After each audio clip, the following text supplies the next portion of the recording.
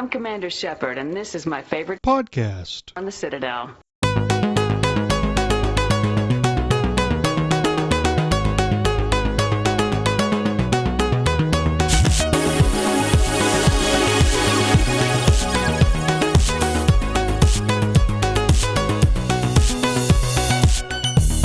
Whoa! It's accidentally casual RPG talk with a BioWare slant. My name is Minius from Minius GC, and with me are my co-hosts Seeker Cat.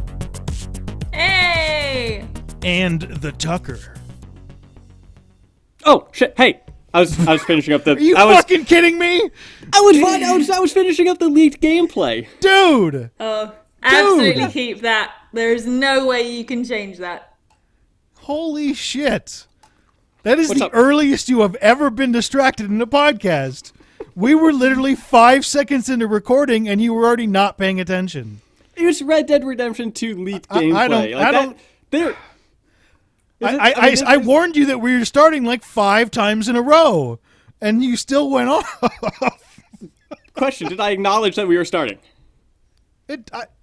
Okay, how many for 5 minutes of saying we're about to start, we're about to start, Because we're about to start. reality doesn't exist unless Tucker acknowledges it. This is apparently how do you know reality that works now. if I waited for you to acknowledge things that we were doing, we would never do anything? Yeah, I know. Yeah, exactly. I love you. All right. By the way, you've got 1 week to finish Detroit Become Human, because the Accidentally Casual Gaming Club is starting next week. Well, with the spoiler honestly, class they on really only Detroit have Become Human. What's they, up? They only have like 3 Well- days because Red Dead Redemption 2 comes out on the 26th. Well, I mean, I guess so. Yeah. Well, actually, they have like 2 days or a day and a half, because this podcast is going to release.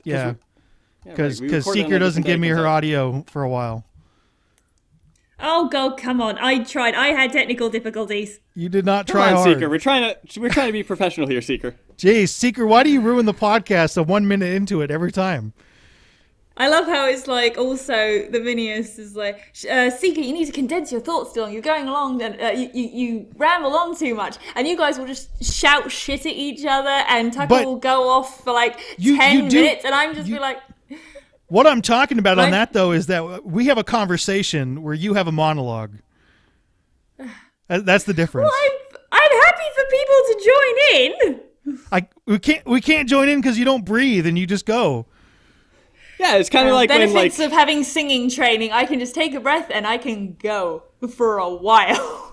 Then yeah, well, if we want more dialogue, that's kind of the podcast where you go back and Okay. forth. So I don't care if you stick on a point that's completely random for 15 minutes. I just want to make sure that we get in and talk about stuff. It's kind of like she's like the Busta Rhymes of just talking. Like she just like breathes as she's talking. I can't do that. When I was recording a bunch I'm of not that videos, I had to edit out all my breaths because they were really loud. Took forever. Did you not want people to know you breathe? Yep, I want to be Okay.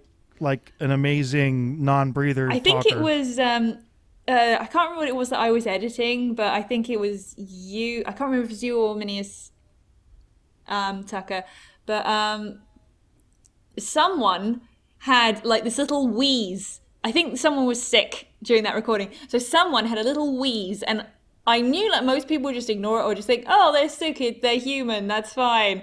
I thought, no, I'm going to eliminate the wheeze. So I had to track down like 200 little second clips of this little noise that drove me insane. And you know what the first comment was?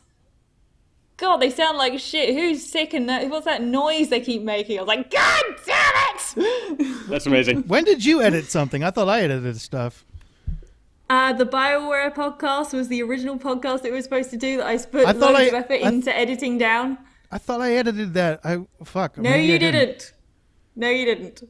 Aren't you glad you don't have to edit that anymore? Aren't you glad I didn't Yes, say I am. orange?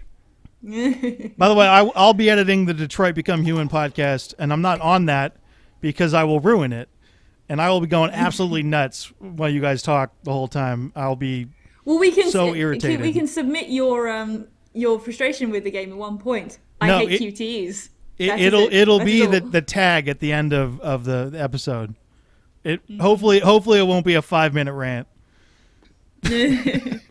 because I gotta be on David Cage something. Anyway, just yeah. like, or like one of those things where like there's video of you raging and it's just translating.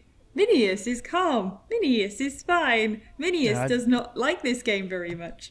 The calm issue, for instance, the reason I am not playing this game is because I'm legitimately afraid I'm going to damage my controller and or television, which has been a problem when I was younger. I've gotten better at not throwing things, but the last time I played a QTE game, I absolutely chucked my controller across the room. You must be fun at Mario parties. No, I mean, I've gotten really good at it. No, I don't chuck them. At the worst, I like flip it up in the air onto the couch softly because the stuff's just too freaking expensive. Yeah, I agree. That's why I've never chucked any of my controllers. The worst I have ever done is I threw it at the couch because I had what was called my controller pillow cushion thing. And anytime I was frustrated, I'd be like, oh, god damn it. And I'd throw the controller at the cushion where it would harmlessly bounce off. Now, another family member, who shall remain nameless, had shifted the pillow slightly so my controller sort of hit it at the wrong angle to which I was accustomed to throwing it. And it sort of bounced off and slid off the couch and then hit the floor. And I was like, oh no! But it was fine. There was no damage. It was just an accidental, just like 1.5 foot drop from a couch that... You know, usually that's instead fine. of like breaking shit. I broke it's only like I do. This is something I legitimately wanted to ask for a while. Do girl gamers like smash their shit? Because it seems to be mostly a guy thing. I mean, I broke a controller playing Master Chief Collection. I was speedrunning Gravemind, and I was about to beat it in like a decent time, and the game crashed, and I broke the controller. I'm not a girl, and I can't answer that. I have not seen a girl break any controllers. Yeah. Is that common? You can answer I've got a lot of guy friends, and most of them have a I broke my controller's story, I broke this, or I did that broke thing. And I was like, I just, that shit is expensive, and I can't afford to repay it. And they're like, yeah, I couldn't either. It's like, why do it then? All right. By the way, we're talking Anthem today. Yeah, we are. We've been going for a long time and haven't mentioned Anthem. Last week on the show, Tucker and I got really worked up about it. And then Seeker tried to calm us down, which is not actually good for the podcast, even though that's a way a good human being would react to people arguing. She was being a very good person. I'm a mediator. It's my job. But then I'm in a podcast where it's supposed to be, Minius screams at Tucker for an hour and Tucker cackles like a madman. Yeah, dude. I just giggle and have fun. You're supposed to like go and let us burn each other out. Yeah. That's my strategy now. Which will happen, and then Tucker will do something else. Tucker will text me something offensive, like, "Oh, this is what this is a picture of the Daredevil game that leaked," and I was legit excited because I was like, "Oh, he's got like insider knowledge. What does he send me? A black box because Daredevil is fucking blind." Man. Fun fact about that one, I also decided to put that on Reddit, and it there's 154 comments on that post. Were any of them positive? No. I mean, they're all funny as fuck. They're like, oh, I thought this was a GIF and I was waiting for it to load, or like I was sitting here for a few seconds waiting for it to load before I realized. Yeah, Tucker's a great person. Come on, you gotta give me though. You gotta give me like credit for the creativity though. I guess I knew you were gonna mess with us on that, and I just wanted you to not do it. And for some reason, Seeker was surprised that you messed with her, which kind of weirded me out.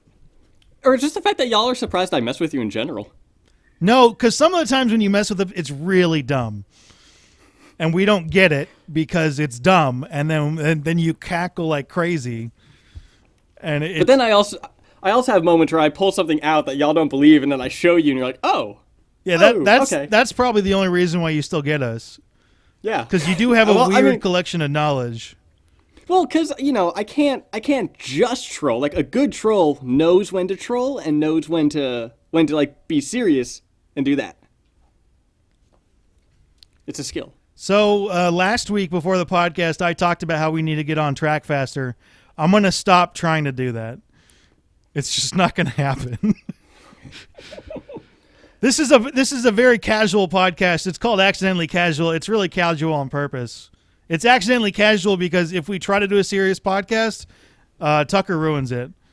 Well, how was the podcast with Ability Drain? It was about like if you got two people drinking. It was good. It was like the best. How much caffeine did you two have before the podcast? Oh, very little. Exactly. That's just, and that is how Dragon Age fuels us. It imbibes us. It sounded gives like us they joy. drunk a jug of coffee and just went on. But anyway, Anthem. Hey. Anthem, yay! So we got a bunch of your questions we're going to get to in a bit. I wanted to go over our thoughts. You two are very excited about this game. Yes, as we've stressed in about 4 different podcasts. At Yes. this point. I am not. And after putting out feelers, I got a very mixed response. What were the responses you guys got? I mostly get people like going, no, not excited to my face. But like I've talked to people in like real life, like people who don't interact via Twitter and Skype and things. It's weird, and they're like, yeah, either like, oh yeah, it looks interesting, I'm gonna buy it, or I should say that I guess Are those BioWare fans? There's like a 50-50 split, like in my friend circle of people who are like hardcore BioWare people, and most of them are like, yeah, sure, we'll get it because it's BioWare, and the other half are like, it looks cool, I'll get it. So that's still like, it's in my friend circle, the people of the percentage of people that are gonna get Anthem is like 80%. All right, I might go with one of we used to do this on Andromenerds, where we would put up a Twitter poll while we were doing the podcast and respond to it. I love doing polls. that. The Twitter polls are great. I might do that. But Twitter poll is how we ended up with Detroit Become Human, so I've softened on them greatly. Well, Anyway, what I wanted to ask is, what does this game need to do to succeed? Good question. I think what it has to do is make... It's stupid to say, but it basically has to make a game that appeals to both the single player and the MMO, FPS, multiplayer crowd at the same time. Because, like, single player is killing it. Single player is really coming back into vogue. Because it's like, oh, is single player dead? No, it wasn't, obviously. And so that's what they need to do.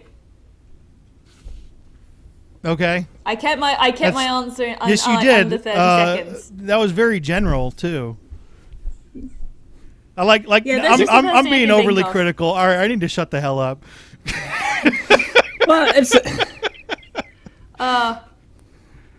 Note to self: Seeker can't do anything right. Don't give a shit what video says. Yeah, sorry. See, the thing though about Anthem is it's missing like the best class, which is, or like probably what my favorite class has been in any kind of RPG, and that is a goose class. A goose class? What? Yep. Yeah. Like a physical goose, like an actual Yeah. goose. There is a goose class in Elder Scrolls. Where you're? I don't remember that. Like, okay, go into more detail. Are you talking about the bird? Yeah, no, it was called a goose class, and you were like, it was a mage. You could sneak, and like you were stealthy and things like that. Oh, okay, that's called a goose. Yeah, I'm picturing you pretending to be a goose and like, I mean, why not? pecking at things, and then if somebody gets close to you, you flap your wings. I was thinking Anthem does not need this. Actually, have you ever had a goose attacked you? Goose in like when they get territorial can be fucking terrifying. Yeah, the only goose problems I've had are on golf courses, but and it's mostly has to do with poop. They poop all over the place, but then again, they're animals. They do. Canadian geese are not nice. No, they are not, and I have to walk past like 30 of them twice on a daily basis. Do y'all remember when BioWare had geese that were like hatching outside of Yes, zones? I thought they and still they have got that. named. Do they still have that? Well, I think they let them into the wild. I think they were just like, yeah. Well, I mean, they like parked on top of the building, right? I'm gonna look up what their names were because I can't remember. Because some of them were really good. They were the Andromener's geese. Yeah, I'm looking up what the names were. Did I just Anyway. call the Andromeda's geese? Oh, Jesus Christ, I can't talk. The Andromeda's geese. So here, I've had 3 points to what this game needs to be successful. Yeah. And I'm not sure. 2 of them I'm very, very worried about. The one that I think they're going to be fine with is that you need, and this is more of a personal thing, and if you don't care about this, I'm just going to say you're wrong. The gameplay needs to be very, very good. Because if you're going to grind for a long time, like, flying around, shooting, it needs to be fun to play. What about the gameplay doesn't... Well, what about the gameplay doesn't look good to you? No, like, that's what I'm curious about. That's the one I think's going to work. But it needs to feel like I totally get what Minnie is saying. There's a difference between gameplay looking like, oh, it's cinematic and cool, but there's that zen zone when you're playing a game and you really feel like the avatar move and you feel like you're killing it, and even though you're not doing anything too spectacular, because it feels perfect in the gameplay, you feel like you're kicking ass, even if in a statistical standpoint you might not be. Well, the thing with the gameplay that I'm excited about is the jetpack. Like that adds just a whole new level of traversability and everything like that. Okay, guys, I got the names of the geese. So it was Shepbird, Admiral Quacket, Garus, Scout Honking, H. Chick 47, Darth Malgoose. Those 2 are KOTOR, Star Wars: The Old Republic ones. Carver Honk, Bethany Honk, Erdnot Pex, Quackwall, Cassandra Pentagoose, and the Iron Bill. Those are bravo, community. Thank you. I for the remember greatest Cassandra goose names ever. Pentagoose. I remember Erdnot Pex. I remember that one. So anyway, those 3 things that I think a game needs. Gameplay. All they need for me to enjoy the game is gameplay. I'm not like most people, though. Well, a lot of games have gameplay. It is kind of there. But okay, it's not a do you have gameplay. It's you have good gameplay. And that's the one I'm okay with. I mean, if you have a game that doesn't have any gameplay, did you fail? Yeah. Like 0 actual gameplay. Well, it's kind of like a person not having a personality. They're still a person, though, right? Yeah, but You I mean, still can you? exist, but people wonder what's the point of you. What is the point of you? Why do you exist? You are an idiot sandwich. That's pretty insulting. You have no yeah. purpose. Yes, you have no purpose, and you will never make anyone happy because you have nothing to contribute to the world because you genuinely have no soul. Good day to you, sir. Essentially. So the second one, and it's really sort of the first one, because this is a BioWare game, is I need this to have an interesting backdrop. The universe that it's set in I thought you were needs to going be to say, awesome. I need to bone somebody. And I was like, No, I would. I'm not anywhere near as into boning people in video games as a lot of the people who are into BioWare games. And even I'm disappointed about the lack of boning. But I don't think it's needed, because what I really need is a fun universe to explore in, and where, specifically Mass Effect and Dragon Age nailed it, is they have these huge, deep, rich universes that has all this lore and backstory, and you're taking a serious part in the plot of the whole thing. And I agree. I don't know if they have this yet. I haven't seen anything that's got me super interested. I've seen things that got me kind of interested, but not super interested. I had it in a sentence. The gods tried to make the world and then abandoned it and left their tools behind. It's like, give me more of whatever you are selling. So that does it my for you right response to there. that. Well, so you want to know that about the lore and everything with this game, right? I don't need to know about it now. I'm just saying it needs to be very, very good.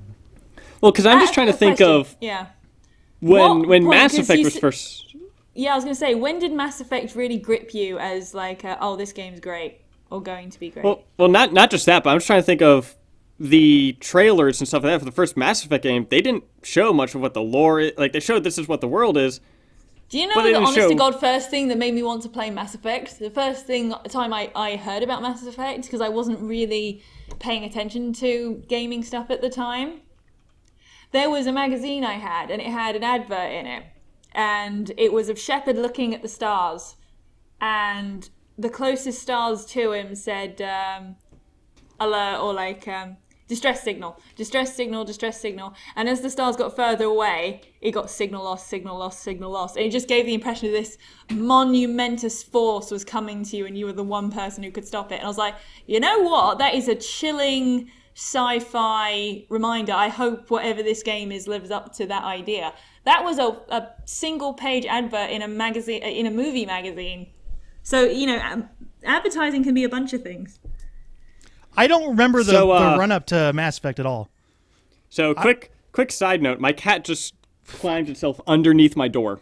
Okay. Like, my door's As closed. it And did it just... last time, I think. Or the one before. So I don't remember the run-up to Mass Effect. I just remember they say, hey, this was done by the Knights of the Old Republic guys. I'm like, that's it. I'm in. That's all I needed. Because it's a lot like that. And... I mean, I'm not saying that they're not going to have a great universe. This is the one area I think that Destiny completely failed in. I don't like that universe at all. I don't like it's it. It's not interesting. And that's really sad because they created that's Bungie. They created the Halo universe. Exactly. I mean, that could have been huge, right? I mean, that would have been awesome. I mean, the Halo universe is so expanded. Like, there's so many books and everything that are all just about the backstory that don't even talk about the games at all. And there's so many things that are just on its own. What happened? What do you think happens to you if Destiny is set in the Halo universe? Oh, it's not. No. I'm just saying, take out all the Destiny stuff, get rid of the fucking Traveler. Then it and has the magic. Permanently damaged the Halo series. If they are like, this is part of the... No. All right, I'm not saying it ready. I'm just saying, like, forget the same core gameplay. Co-op, every time loot. I see a picture of Destiny or a poster of it, I'm continually assaulted with the first thought I had the first time I saw the Destiny poster, which is, why the fuck does the Traveler not create gravity? Or like, why does it not fuck up like every single tidal thing on planet Earth? Why doesn't it do that? So, wait, were you meaning like, what if essentially, instead of creating Destiny, Bungie created a Halo game like Destiny? Yeah. That would have been terrible. Really? That would be absolutely gone. Oh, yeah. Okay. Like, and that's the thing that a lot of the Halo community doesn't understand. Like, they're like, oh, look at what 343 is doing to Halo and things like that. They're following there's a thing called, like, the Halo Bible, which is, like, what the development of the game. It supposedly has games marked out until... or for the next 20 years of what the next 20 years of Halo games, what they're going to be. And 343 are following through that. And, you know, a lot of people are like, oh, you know, this isn't anything like, you know, Bungie needs to get back Halo, they need to do that stuff. But look at what Bungie's doing to Destiny. Like, that's their first, I think that's their first new IP, like, that's their first new IP in a long-ass time. And they butchered that thing. I think they had issues with... Activision. I don't like Activision at all. A lot of people don't like EA. I have a huge problem with Activision. And my problem with Activision is totally one-sided and has entirely to do with Spider-Man.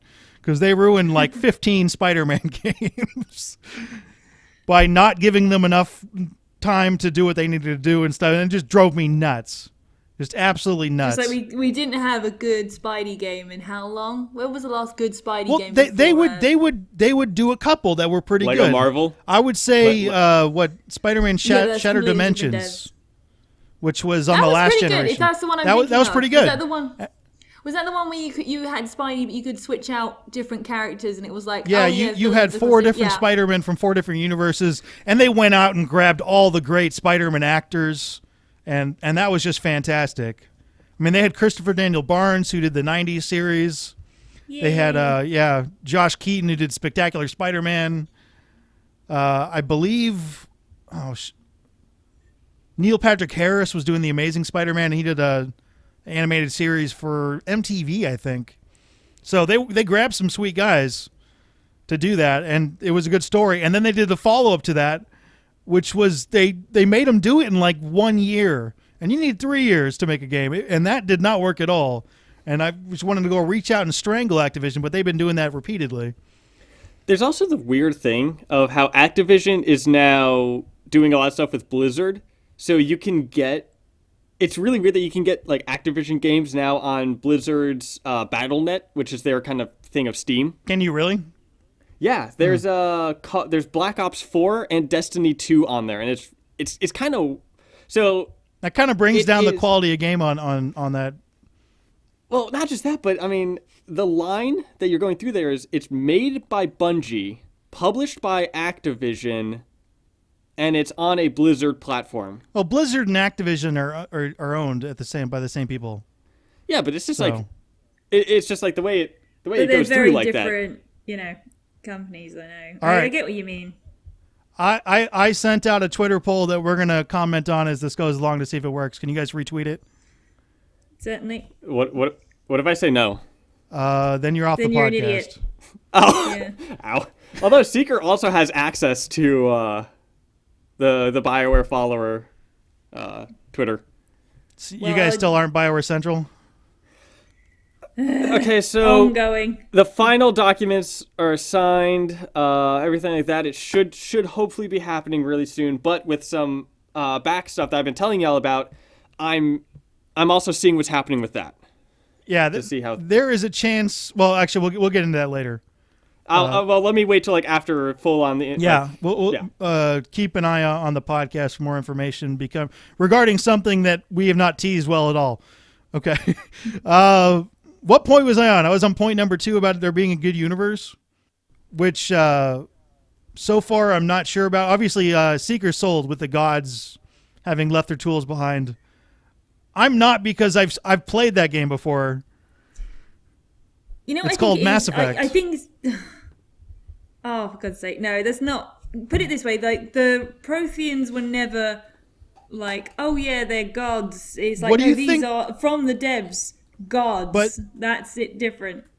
But it's basically like, with the way you think of it, if they're Protheans, they left all these, gates that connect to each other, mass relays, and you use those exclusively. That makes up the whole universe, and they are supposed to have left that behind.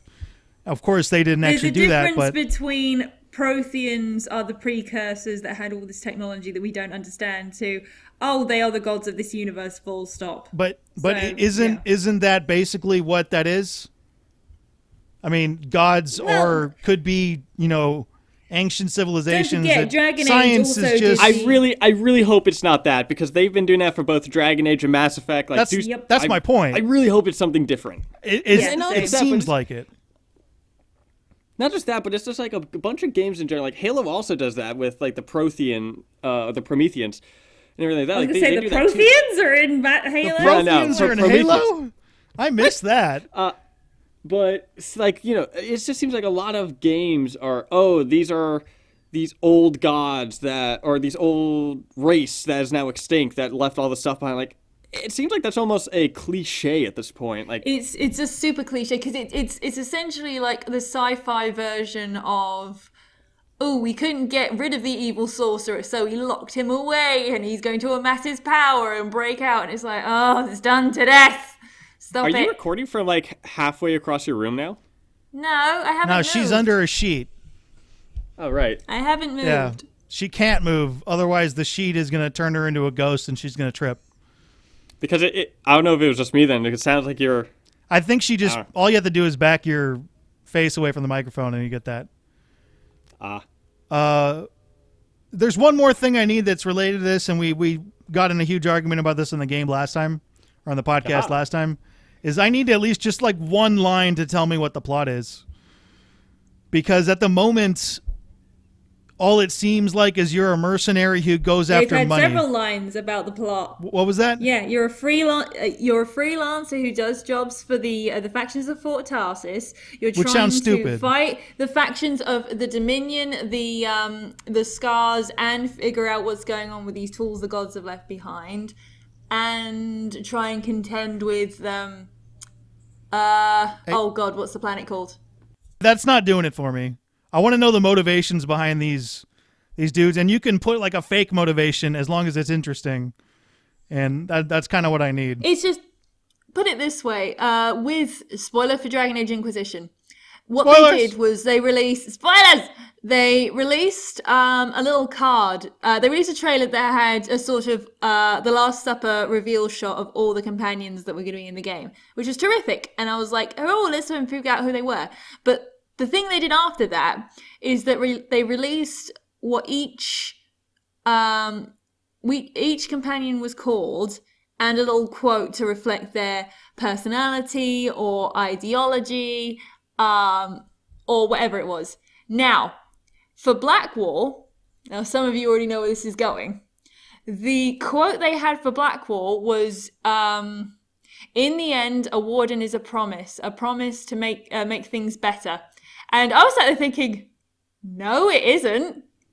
It really isn't. That guy isn't a warden.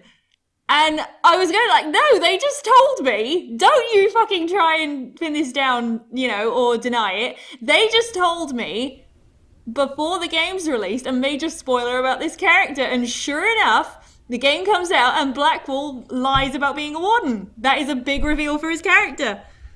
Isn't that great when studios accidentally spoil their own things? Yep.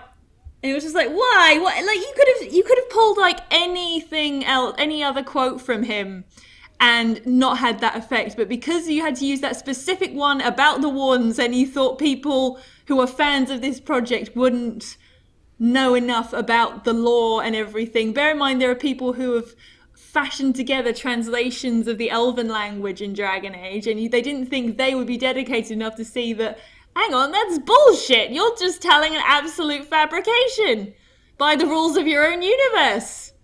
So here's an example of what I might be able to do with this, and basically this is almost true, but you mentioned the Dominion. The Dominion is another faction of dudes with Iron Man suits.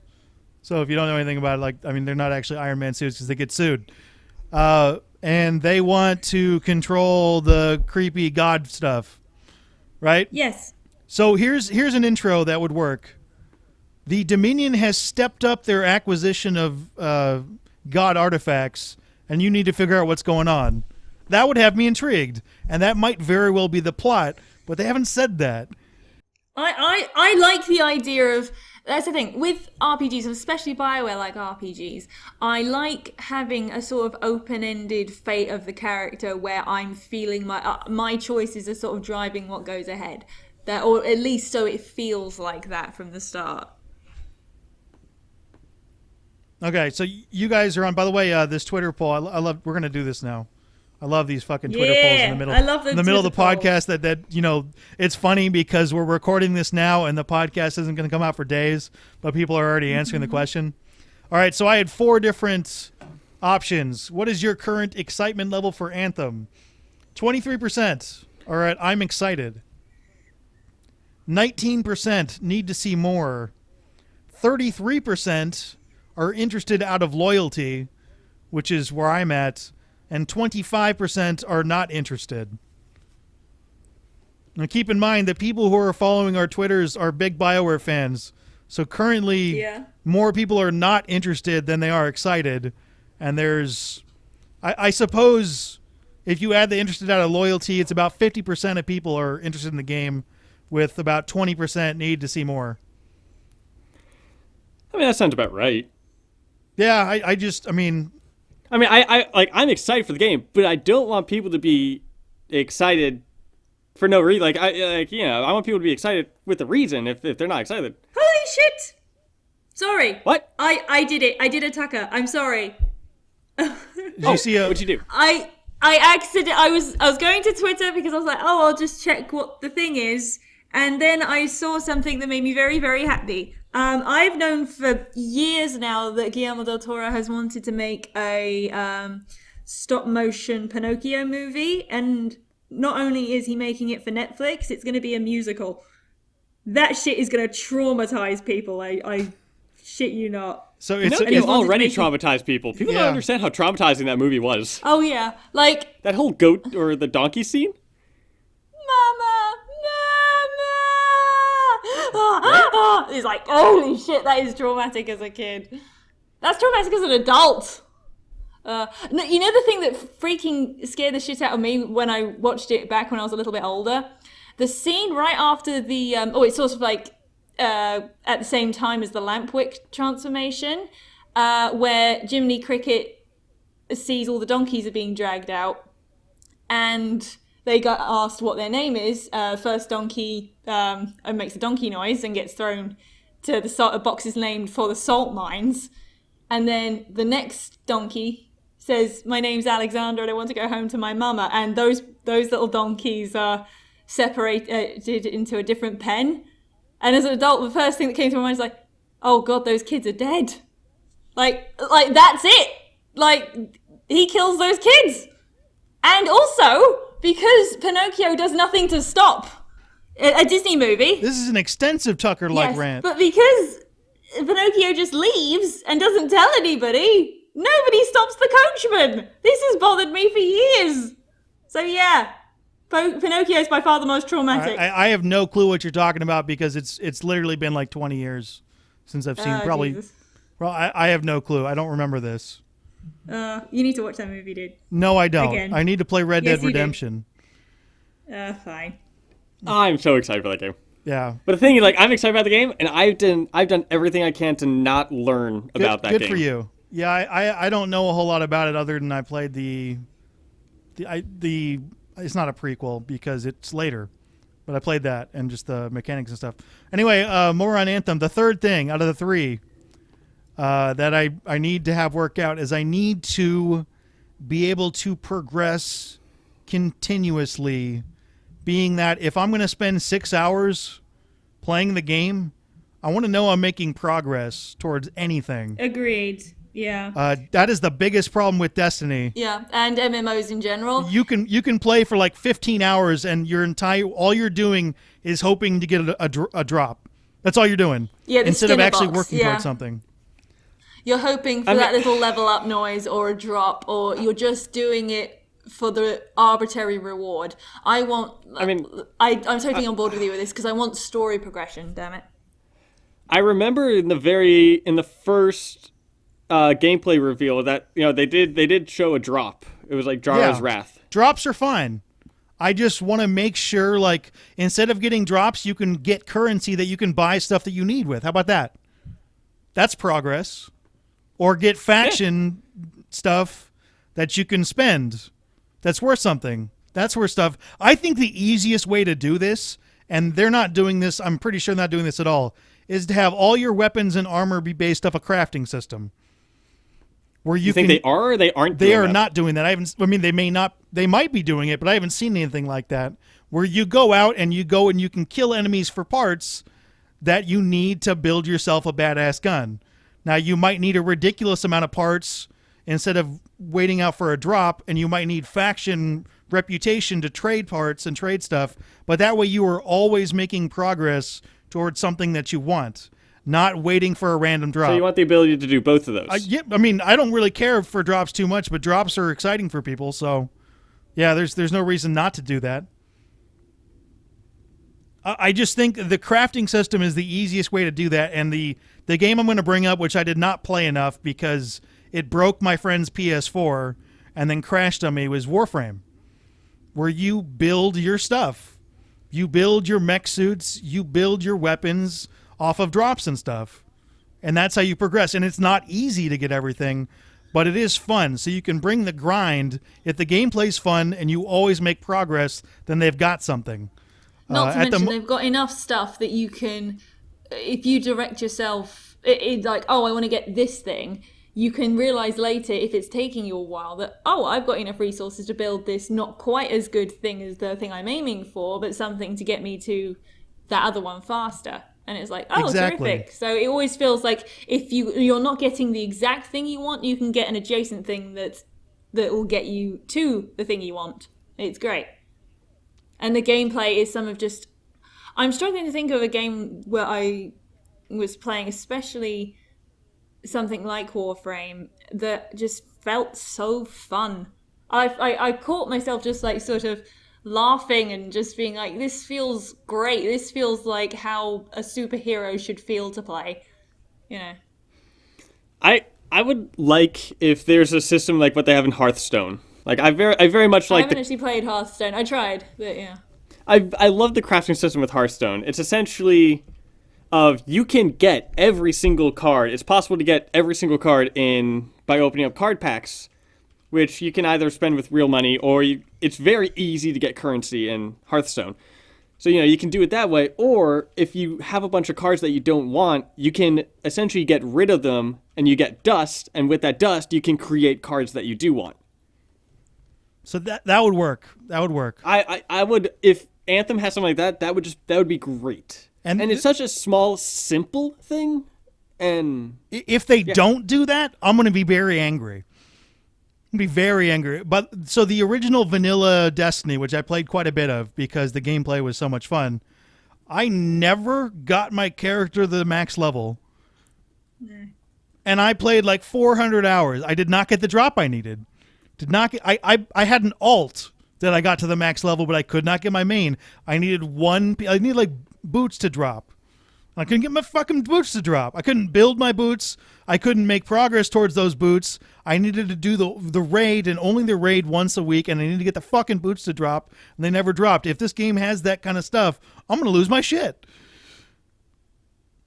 Agreed. Anyway, those are the three things. And I don't know if they have that set up. If they're trying to copy off Destiny directly, then it's going to base it exclusively off drops, and that's going to be a problem. It's going to be a big problem. I don't think it's going to just be based on drops, especially because, the Mass Effect and Dragon Age, stuff like that, it had a currency system where you can go and you can buy things and sell things. So I very, very much feel like it's not going to be only drops. I really wish it was a crafting system, though. Warframe is the example I want to use. That would be fantastic. I thought there was going to be a crafting system in Anthem. Is there? Did I imagine that? I thought there was.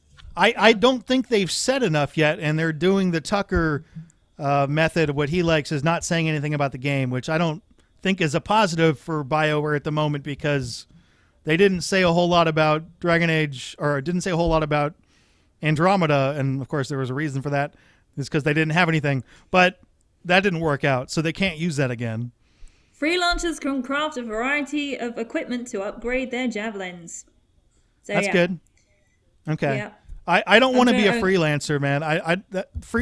Mercenaries are pieces of shit. I don't want to be a mercenary. It doesn't sound fun. Counter argument, go. Oh, most of the fucking BioWare protagonists have been mercs or something adjacent to, or had to pose as. Yeah. Your main character?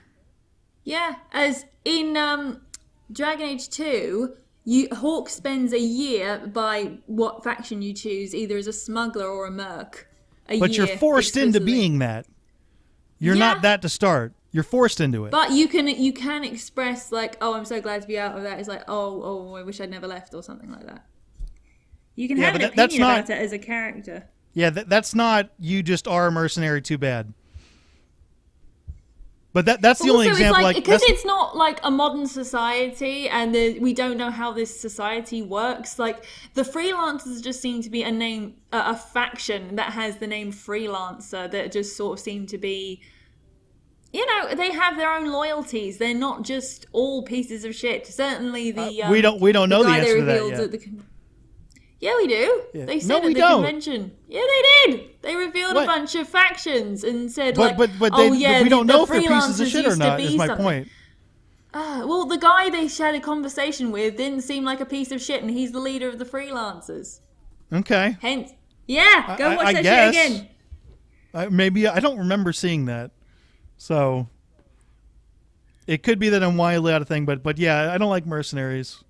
And Shepard was not a mercenary. And what? No, the Inquisitor was not a mercenary. Just be a mass murderer if you wanted him to. Okay, but I mean that's just a title, though. It's a dumb title then. How? Because of the entire point I've been talking about. It makes you seem like a mercenary. Okay. So if you are a mercenary, why is that wrong? What's wrong with that? You have no loyalty. Your loyalty is to coin. Okay. What's wrong So, with like, that? That can that is branch. That compelling. can I think that sucks. I mean, I would not want to be Like that. That sucks. that leaves such an openness to the story. Yeah. As well as, especially with, like, although Anthem, I'm not sure really how the choices work, but if yours is based on coin, you don't have to be loyal. Like, you know, you had to do what the council wanted you to do in Mass Effect. With this, you can tell them, like, bugger off because someone else is paying you more, and you can really start being, like, an evil person. Well, not super evil. You were just a douchebag. Well, yeah, but, like... What, like in Mass if you want to Effect? start working for, like, the other people because they're paying... You know, you can grab them because you don't have loyalty, so you can work with whatever group you want. Not I to like that. mention if- I All like right. that availability. In the Yeah, I comment like it section, let too, me and know. if- I don't think that works towards a plot though, and I want a plot. Yeah, but as part of, if you're doing a full-blown renegade run of Mass Effect 3, you sell out the Krogan to the Dalatrass and you commit genocide.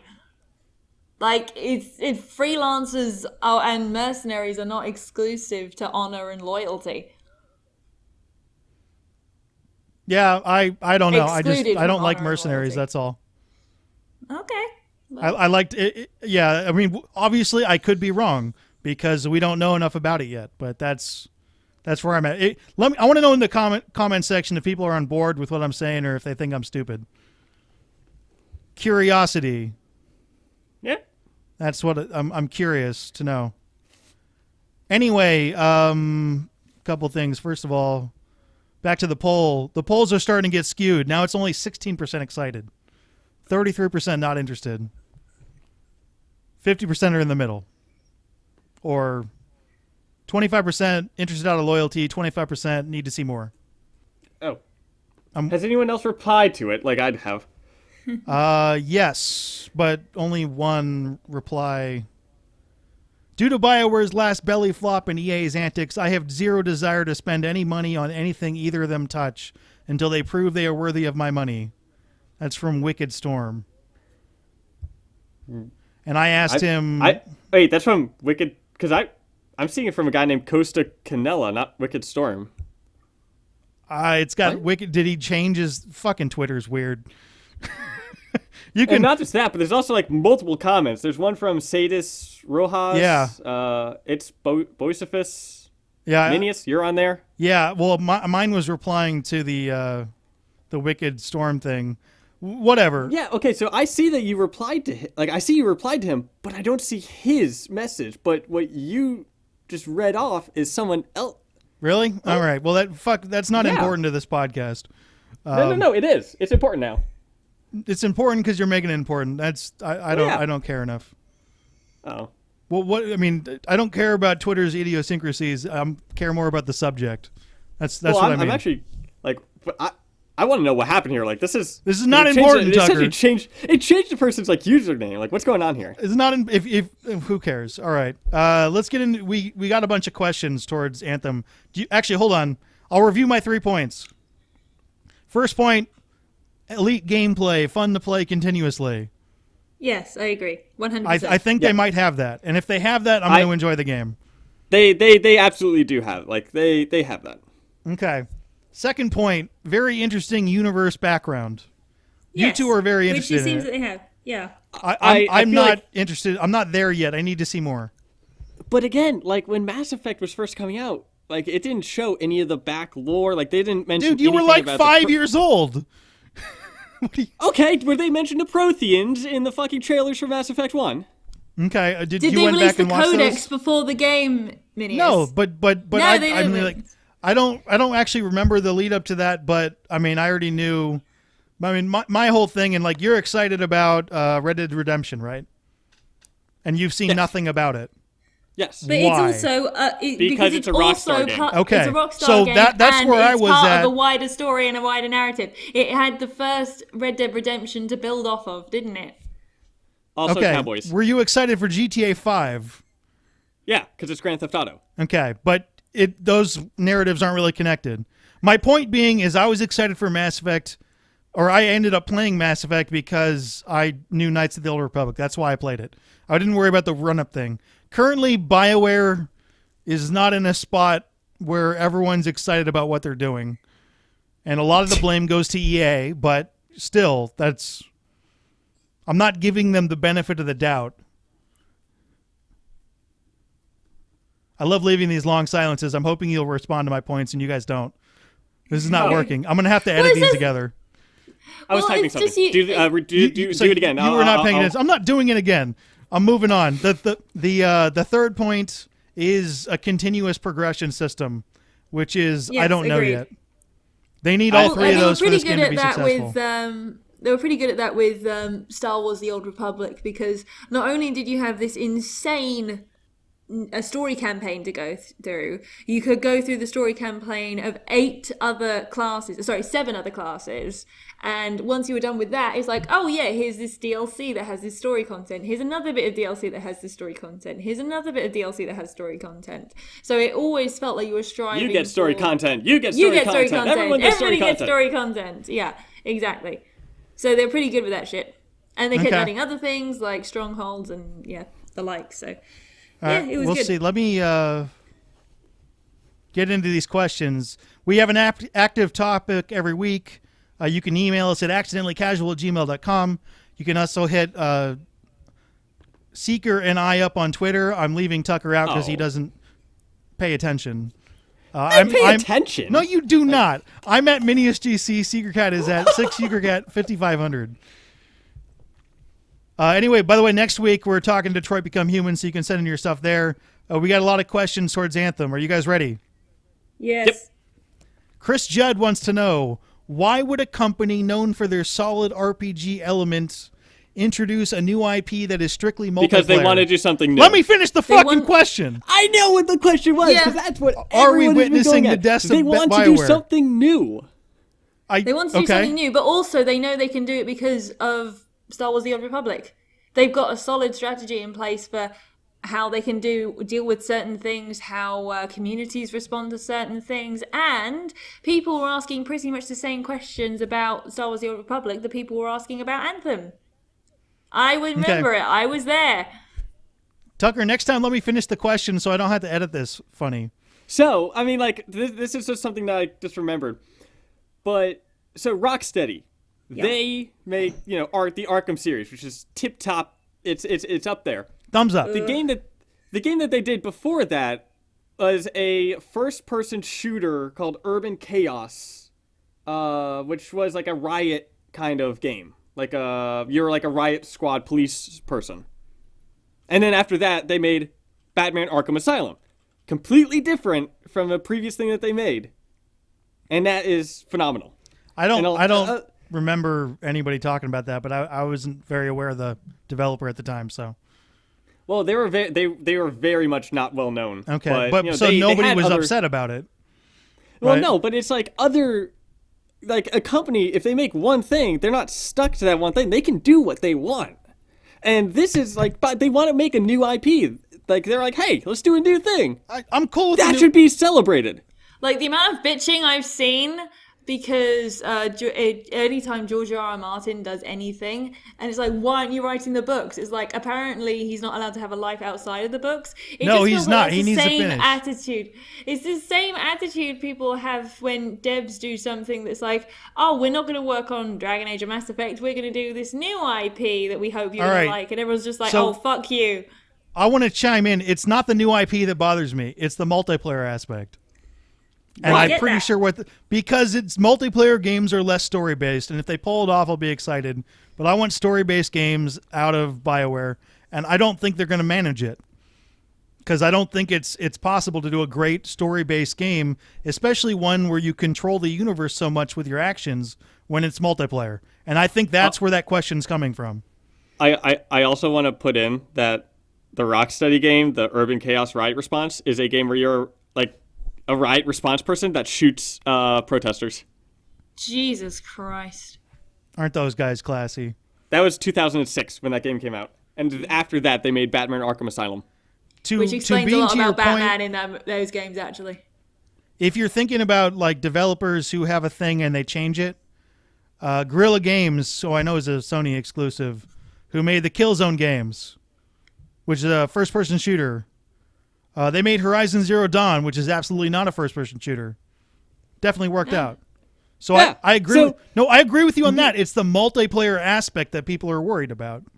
But why? Why? Because of the story aspect I just mentioned. And I told you they have a very solid MMO that does have very heavy story content, and they're just trying to marry that with their standard storytelling. But it's just like BioWare is known for its stories, but they shouldn't be condemned because they want to do something different that might Condemned. go again. Well, yeah. Oh yeah, they like, are. Like, have you seen people read everything? It's just like, oh, it's not Dragon Age, it's not Mass Effect. Oh, fuck them for Mass Effect Andromeda. Yeah. It's just everything is just like so negative on BioWare. It's just, I mean, I know they're a corporation, they're a company, but yeah, a lot of the devs, I follow a lot of the devs on Twitter. They are working damn hard to make this thing, and it just seems that no matter what they do, everyone's just like, oh, what are you, like, the people who annoy me the most are the ones that every single time a dev posts anything, they'll say, well, what are you going to do to make it up to us for Mass Effect Andromeda? It's the entitlement and the pieces of shit that do that just piss me off. I would love... I'm not saying, look, just one more thing. I'm not saying that anyone who has reservations about Anthem is an asshole. I'm not saying people who aren't interested in Anthem are assholes. That's not the thing. It's just that I'm only talking to the specific group of people who just turn up to nice things people are trying to do and shit on them for no other reason than they want to shit on something. Yeah, no, I totally agree with that. And I love the developers. I think they're really talented. I'm still concerned that EA told them to make a game like Destiny. And even though they said that's not the case, and it may not be the case, I'm always going to be worried about that because conspiracies are fun. And like, so when I was working at EA, I was working on Madden. Everyone loved working on that. It was fun. It's a lot of fun. But there were some moments where we got to work on other projects, and that was even more fun because it was something new, something different.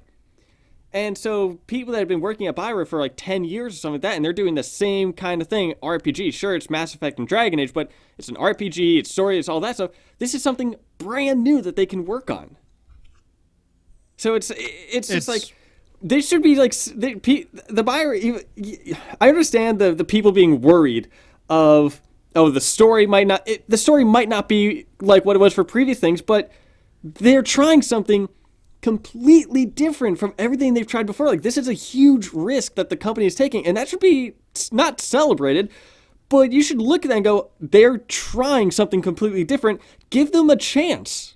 And you know what? If BioWare marched up today and said, our next project, the secret Project Joplin we've been working on is Mass Age. It's a Dragon Age Mass Effect crossover with all of this. People who say like that sounds like a shit idea, or that's too much of the ESA. I know. It's like all people are complaining about. I'm just making the point that if all BioWare said is like, oh, we're gonna make what we had before, people are just going to say, why are you bothering with that? Why didn't you do something new? So there is apparently no ground in which BioWare can win. If they make something new, they're shit on. If they try and make something old, they're shit on that for that. They need this game to be fun and successful, and it'll change everything. I agree. Yeah. People will stop asking those questions. Eventually. But at the moment, well... I get it. It's the freshest thing in people's memory, so people are just going to have to do it, but I cringe every single time someone brings up Andromeda in like an Anthem related context, because it's just like, it's the Mass Effect 3 ending. I don't know why people were upset with Dragon Age Inquisition, but I was never as much of a Dragon Age guy. And then you never inquired Andromeda. about that? Well, I mean, I don't understand what they're talking about. Okay. Why don't you get into what was wrong with Dragon Age Inquisition, Tucker? People thought what was what? Oh, Tucker. What was wrong with Dragon Age Inquisition? The hinterlands were very confusing on how to get out of them. Okay. That's all you've seen anyway. Sorry for cutting you off again, Seeker. No, it's all right. You were trying to go for a bit, and I was just a bit too incensed. I get it. It just, with Dragon Age Inquisition, Corypheus the villain, despite being really interesting, because he's actually introduced in a bit of DLC for 2, and you had this great boss battle with him, and it was really interesting, and then I played Inquisition, and I was like, oh, it's that guy, and he's kind of a little bit different, but a bit too similar to what he was before. And somehow his boss fight when he's in the main game than when he is in the DLC is infinitely cooler in the DLC than it is in the main game. Yeah. I'm just kind of reminded a bit of like how the Shadow Broker was faint, like just a little bit mentioned in Mass Effect 1. It's very easy to miss it. Yeah. And then like he comes back and like I do love that when Mass Effect does those little things.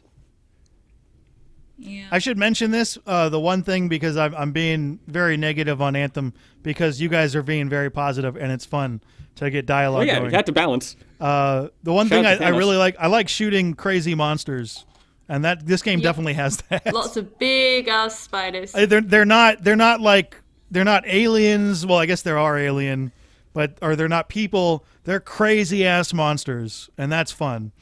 Yeah, well, I mean, it does look like there are humanoid I was going to enemies say, and we've stuff got like the that. Dominion for like, oh, I'm a super deep, complex character with a backstory and the reasons why I'm compelling.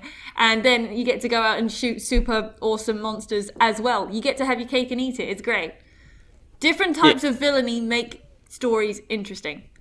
Not just that, but also like that giant spider Yeah. in the gameplay. That looks cool. I'm also slightly worried about bullet sponge elements because I think that damaged Andromeda's gameplay and is a huge factor in specifically. Here's another question: how similar is Anthem to Destiny and the Division? The quick answer is we don't know. That's from Blair Stone, but it looks very similar. I can say, like, Anthem and Destiny are completely diametrically opposed, I would say, in terms of... I mean, in setting, in concept, they're almost identical. Okay, It doesn't look like anything's a bullet sponge from the gameplay. Even the big spider, it didn't seem like Really? it was a bullet. It seemed like, it was taking the accurate damage of a gigantic spider. I guess so. But it didn't seem like it was a bull. Like, the spider would keep leaving the battle, and, like, tiny spider things would come out, and then the big... Like, so it would be, like, a wave-based fight. But it didn't look like it was a bullet sponge. Like, it was taking about 7 years to knock down some of its health. Of course, that was a demo, and you don't want to show off a bullet sponge in demo. But then again, I don't have the answer to that yet. And you I'm don't want to just give saying- the impression that this thing isn't going to go down without a fight. Yeah, it's a tough balance, and the answer is I'm not saying the game's going to be a bullet sponge game. I'm just going to be worried about it. And let me just clarify for the Destiny and Anthem are diametrically opposed thing. I can't comment on the Division because I haven't played the Division, have Okay. no real interest in it. I've played Destiny 2. I can't speak for 1. But with It's the same Destiny game. 2, I was like, okay, yeah, it's the same game. But I played through the story and I was waiting for something to hook me and just be like, this is compelling because of this reason. This is compelling because of this reason. And it's like, you've got Cade 6 and he's funny and charming and it's like, yay, I like that guy. And other than that, it's just like, I am big stompy thing and I stomp you. It just felt exhausting because the more I was playing it, the more entirely shallow the world felt to me because nothing related to being human or making choices. It was just lots of people very dramatically looking to the camera saying, we're doing this for our home and to kick out the invaders and all this shit. And it's like, this is so boring. Like, they made no brave choices. The one brave choice they tried to make was killing Cade 6 because they knew that if they killed the only likable character in their entire franchise, people would be pissed off. And it's like, oh yeah, let's go kill the guy who killed him. Let's all buy now the they have DLC. nobody. Yeah. Now they have So nobody. it's like, it's just this big empty world. And it's like, yes, they got an interesting writer to come in to write the lore and the backstory, but only Bungie has access to all of it. So the only way we see what the lore is if they divvy it out into these little log entries and diary entries and little snippets of conversation that are on pieces of armor that you have to grind to get, and it's exhausting because it's just like, it's a Skinner box of just, oh, let's go get this thing, go hunt for this thing, and it's like, I don't care about the loot, I just want someone to give me a reason to care about this universe, and nobody does. I think some of the problem with that is that a lot of it's based in magic that they don't explain. Yep. And so it seems space fake. magic, and then fans shit on me for saying it's space magic when it blatantly is. It's like, Wait, they shit on you, dude. It even says space magic. I know. It literally is. Yeah. It's like what people shit on me for is like, oh no, the Vex use magic, the Guardians use light, and I was like, it's just two different types of space magic. It's like it's just different types of flashy lights. Who gives a shit if I call one magic and the other is also magic? Why is that so offensive to you? All right, just one last thing on Destiny. You played the latest DLC, right? Yes. Do they explain what the darkness is yet? No, but Okay. you can Christ. they sort of hint at, they tease it even more. No, they need to stop teasing that shit. It's been 5 years. I know. It's important. There's a thing called foreplay, but that's... I only played it last year, and I'm already sick of that shit. It's like, just fuck me or don't. Fuck me or don't, Bungie. Jesus Christ. I love Enough of playing the foreplay. first game, and this is obviously, it's a joke that Destiny fans are going to be very irritated with. But as we're playing it, and I beat the game real quick, and I ask people, like, hey, have you found out what the darkness is yet? They're like, no, and like, don't worry about it, you won't. Yeah. You'll get Half-Life 3 before you find out what the darkness is. Oh, that's bad, if that's true. Yeah.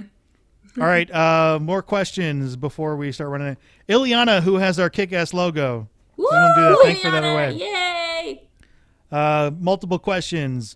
BioWare has stated that the game will be playable solo. How truthful Yes. do you think that is? Especially since we already know the Strongholds will demand a 4-player squad. Do you think the solo experience will be enjoyable or severely lacking because the game is not actually meant to be played that way?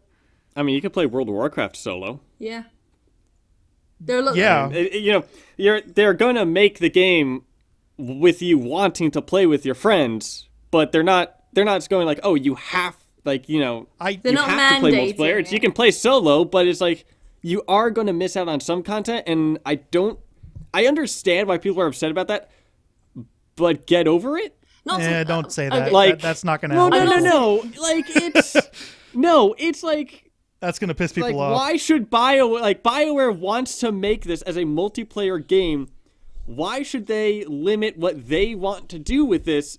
Because some people want to only just, like, you know, they still have it so you can play the game solo, but they still have some things in there for people that, oh, so, like, if you're playing with your friends, you have these raids, you have these really powerful things, and you're like, oh, I want to do that solo. Not to mention, They have to keep some... They've gone out of their way to say that, look, the only thing you have to play with your with a group is this one thing, and that's it.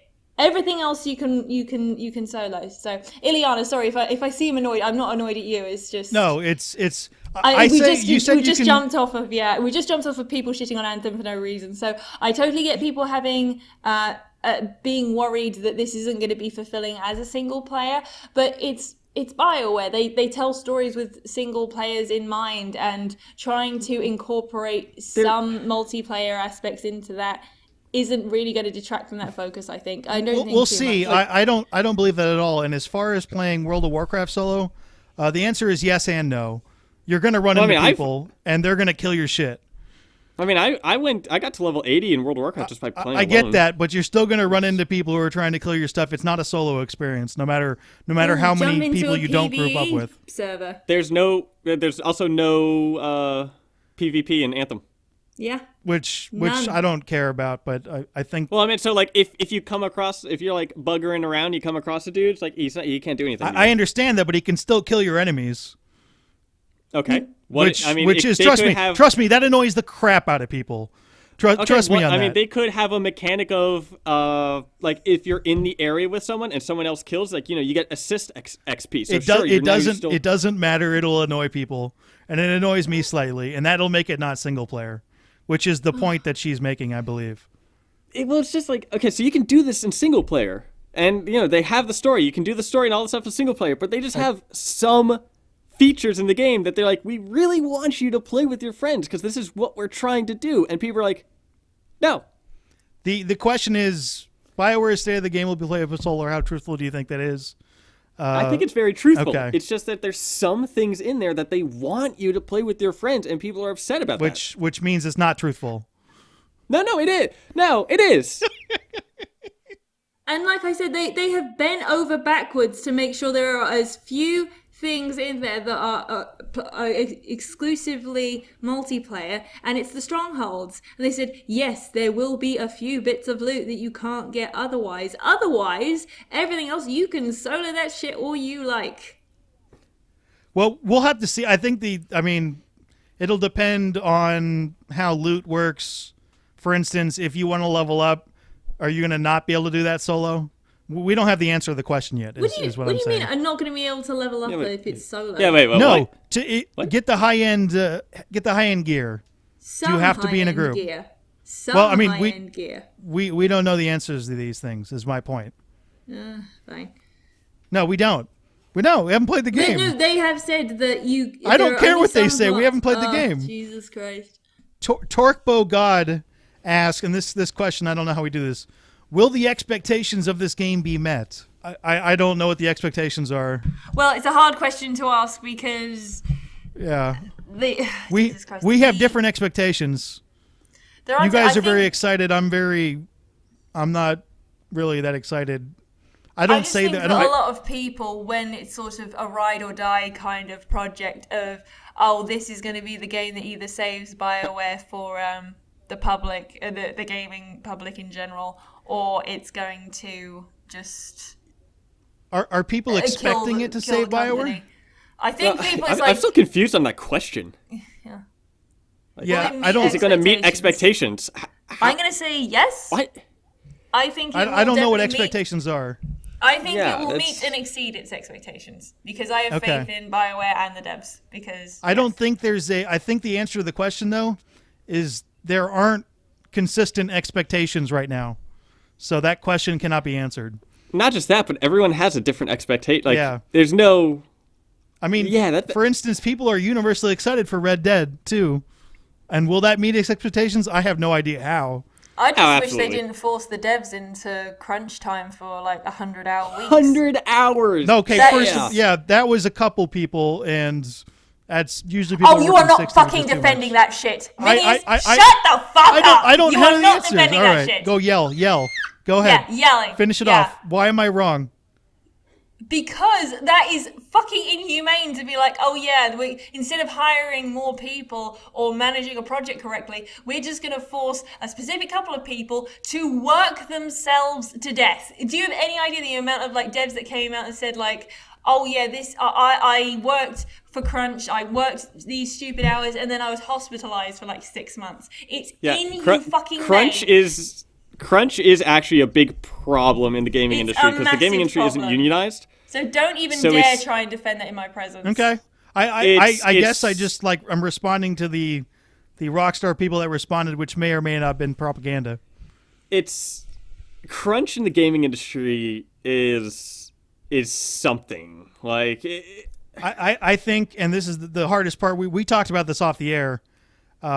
Is that there are like twice as many people who want to work in gaming as there are jobs. Yeah, the thing about the gaming industry So if too, they are told to work 100 hours, they should just shut up because someone else wants their job? That's their current attitude. Well, I think actually... Well, their attitude needs to change. Yeah, well... There's the thing, like, the gaming industry isn't as big as a lot of people think it is. Like, it's actually considerably small with how large of how large it reaches people. It's actually not that big. Like more people work on movies than video games. Yeah, right? and people don't understand that. Not to mention that whole towns like Los Angeles have been constructed because, or have an entire chunk of their industry and infrastructure surrounding by movies and. Well, I feel like that's starting to happen with the gaming industry. It might be. It took some time. It one definitely took some time, but the one thing that movies have is they have very powerful unions, and they're not like European unions. Not unionized, and the gaming industry is not. Yeah, we do need and I don't to know, unionize. That's currently a problem. Yeah, and I don't know how they're going to do that as long as so many people want to work. Like they can easily replace everybody obviously the quality of the games will go down. But from a purely business standpoint, the guys are going to say, "Oh, you have to do this, otherwise we got someone who could take your job." Then we need to Yeah. publicly shame them. That's why the Rockstar Yeah, thing has that- been such All right. a good. Shame then. Well, I mean, Shame. since they did bring that up, I have now seen like conversations about trying to get the gaming industry unionized. That's or been how going to- on for a while. I hope that happens. But I mean, now it's coming more into light. Or, Yeah, like more. it'll continue to gain, and hopefully that'll happen. I know. Yeah. Depending on where you live, some like unions are completely out of control. In the United States, they are not out of control. They are under control, in my opinion. But in Europe, sometimes I know I read stuff, and this is me not being in Europe. Be like farmers in France that freak out and they'll literally block off roads and stuff. And that's not what people do here. I can't advocate for that, but basically the reason we have weekends, the reason we have decent hours and decent wages is because of unions, and the fact Correct. that because bear in mind, like Walmart has a branch in the UK called Asda. Now Asda has nowhere near as many, shall we say, disgusting business practices as the Walmart side of it does, because basically because of unions, a lot of laws got placed in the UK that basically mean that they can't get away with that shit, whereas in America they can. Question though with that Well, name, did in someone fall on the keyboard and that's how they named that company? Probably. I guess I've grown up with it, so yeah. This is related to gaming highly because we're talking about the crunch thing. Yeah. I like unions a lot. I think that'll benefit them, and generally that has been increasing in things. And this isn't directly socialism. These are market factors. In free market capitalism, the workers have a say. Supply and demand. Woo! All right, we're going to stop talking about this because some people are going to be annoyed. Yep. So last question. Last question. Michael Redman asks, will the lack of romanceable NPCs be the final nail in BioWare's coffin? Very serious question. No, Yeah, because I agree. I am Absolutely about 90% sure that they're going to patch in romance later on. Well, not even just that, but that's not going to be a nail in a coffin. no, that's too gloom and doom. I know people really like the romances in BioWare. We took a poll on this. Romance is not that important, according to people. Yeah. As far as BioWare it's games important, go. but it's definitely not a nail type situation. Yeah. All right. All right. Do you guys have anything more you want to say about Anthem? Nah. Anything we can yell about? Probably. Probably. Nick All right, Carabay so, I as mean, Halleck is really yeah, cute. All right, we're low on time, so don't get If we want to started. talk about things we're excited about, Pokemon Go just put out the Sinnoh region.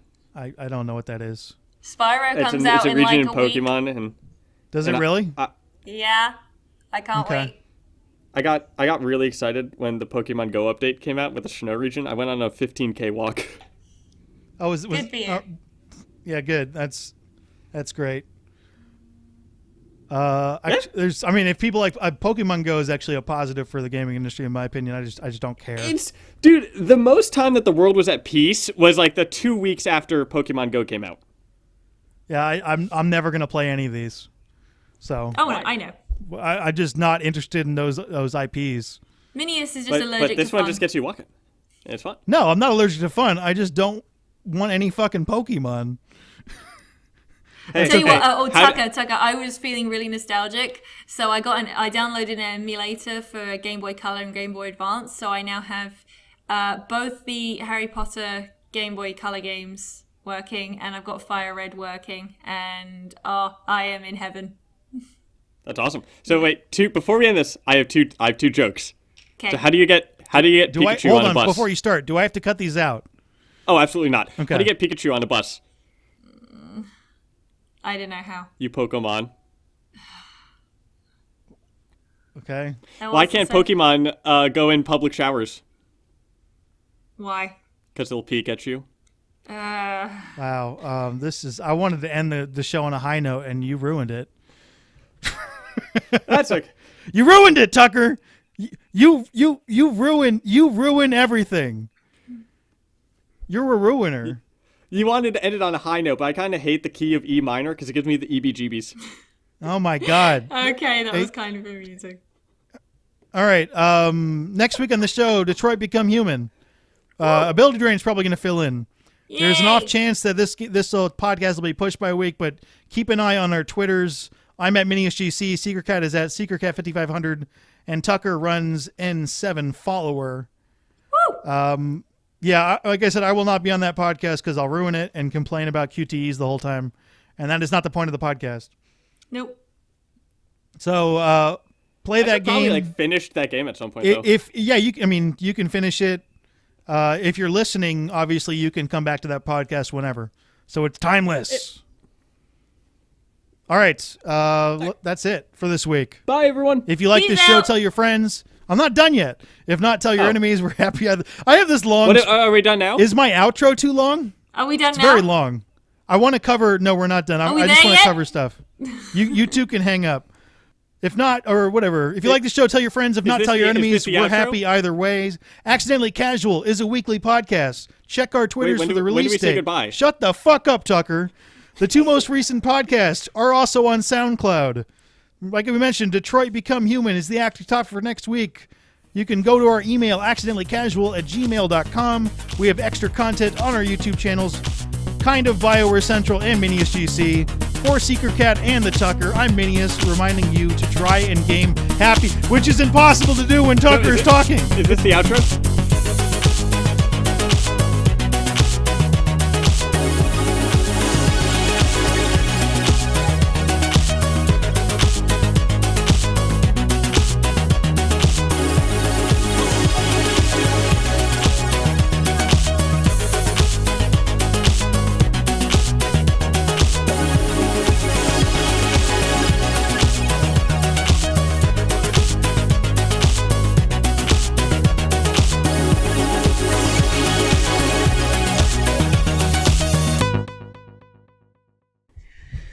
Wait, Seeker, do you record under a blanket? Yes. Why? How does that work? I have a blanket above me that's being supported by my head and the laptop screen, and then I have a blanket beneath me, so it's nice and soft and cuddly. I have the coziest podcast set up. We need fan art of Seeker looking like a ghost, basically. I have a pillow fort, y'all. I record in a pillow fort.